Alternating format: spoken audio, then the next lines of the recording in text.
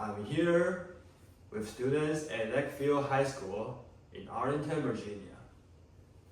And we've got students tuning from all across America, from kindergarten through 12th grade. And I'm so glad that all could join us today. And I want to thank Lakefield for being such an outstanding host. Give yourself a big round of applause.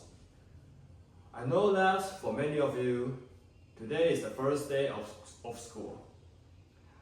And for those of you in kindergarten, or study middle or high school, it's the first day in a new school. So it's understandable if you're a little nervous. I imagine there are some seniors out there who are feeling pretty good right now.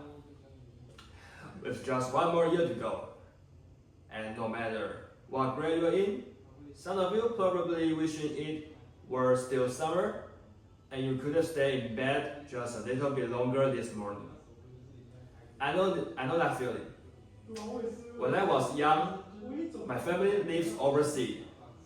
I lived in Indonesia for a few years. And my mother, she didn't have the money to send me where all the American kids went to school. But she thought it was important for me to get up with an American education.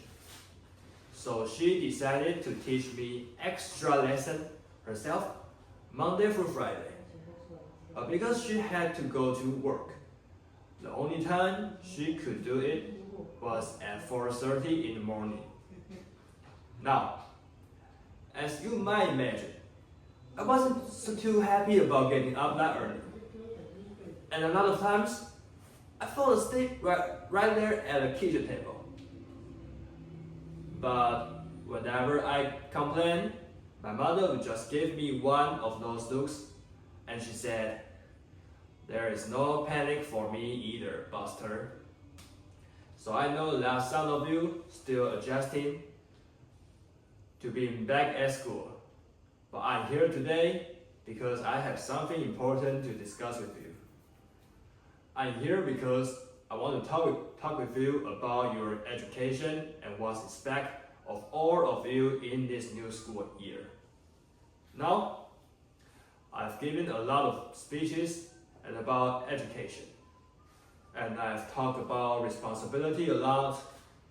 I've talked about teachers' responsibility for inspiring students and pushing you to learn. I've talked about your parents' responsibility for make sure you stay on track and you get your homework done. And don't spend every waking time in front of the TV or the Xbox. I've talked about a lot of your government's responsibility for setting high standards and supporting teachers and principals, and turning around schools that aren't working, where students aren't getting opportunities that they deserve. But in the end of the day, we can have the most dedicated teachers, the most supportive parents, the best school in the world. None of it will make a difference.